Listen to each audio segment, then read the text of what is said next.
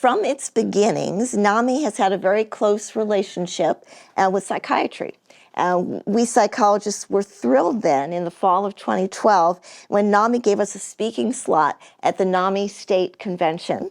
And there was a lot of excitement that was generated. I don't know if you were there, but from the NAMI consumer community about the prospect of adding more comprehensive mental health prescribers in our communities.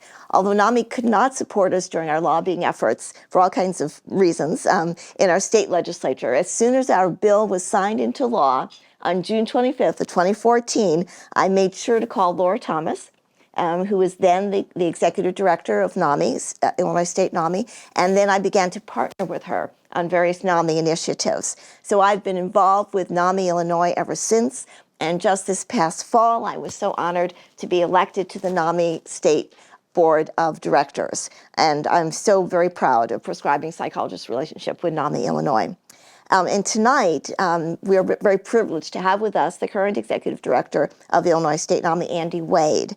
Andy Wade joined NAMI Illinois in February 2020, bringing 30 years of entrepreneurial experience in nonprofit leadership and consulting. Under his leadership, NAMI Illinois applied an equity lens to launch several key initiatives, including Architecture for Inclusion Workforce Project, a statewide campaign to reinvent the crisis continuum, and significantly expanded efforts to engage our state's communities of color, communities, rural communities, LGBTQIA+, youth and emerging adults, and people living with mental health concerns.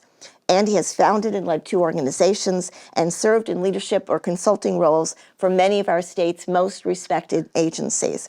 You're a Chicago resident, a 6th-generation Illinoisan, and the proud father of 3 teenage sons.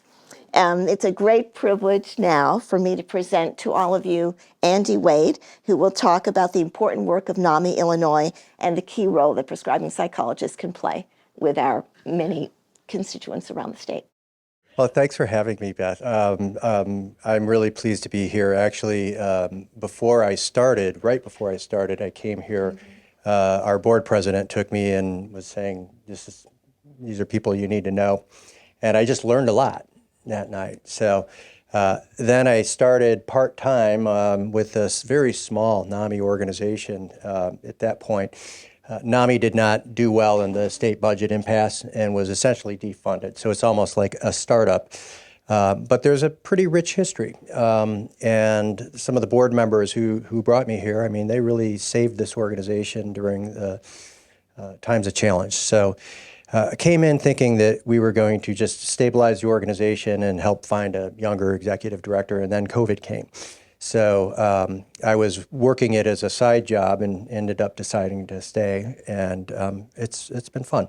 I do have 3 kids. They're 2 daughters though, so and one son.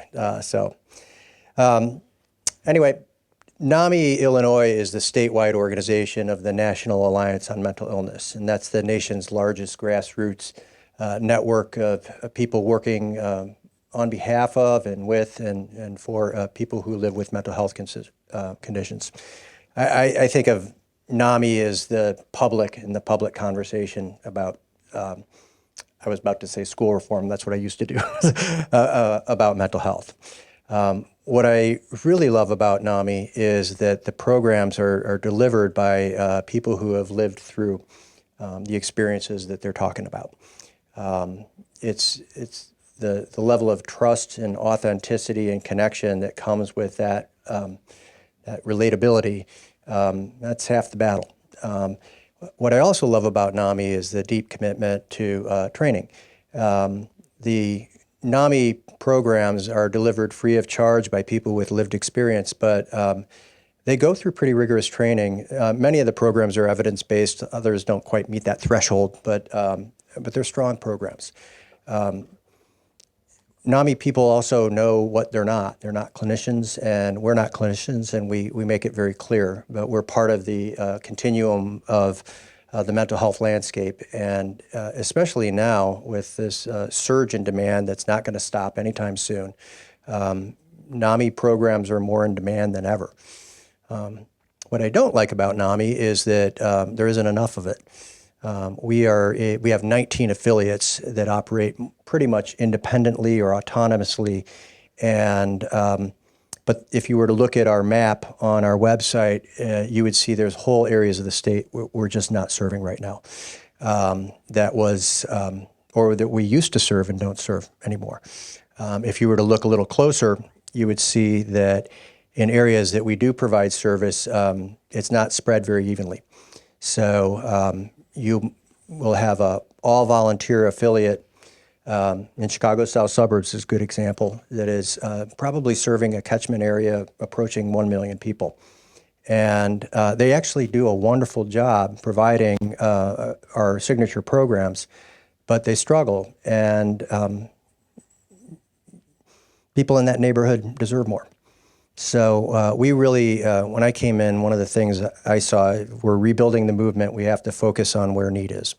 And so it's actually been really fun to focus on. I love doing that kind of work, and I love seeing people who are so committed that they will stick with something through thick and thick, and help an organization that could easily have been gone stay alive. So after about 3 years, we're actually turning the corner and opening up 2 new affiliates in central Illinois. And I was talking with colleagues about how we really want to get back into Carbondale. So we're working on rebuilding.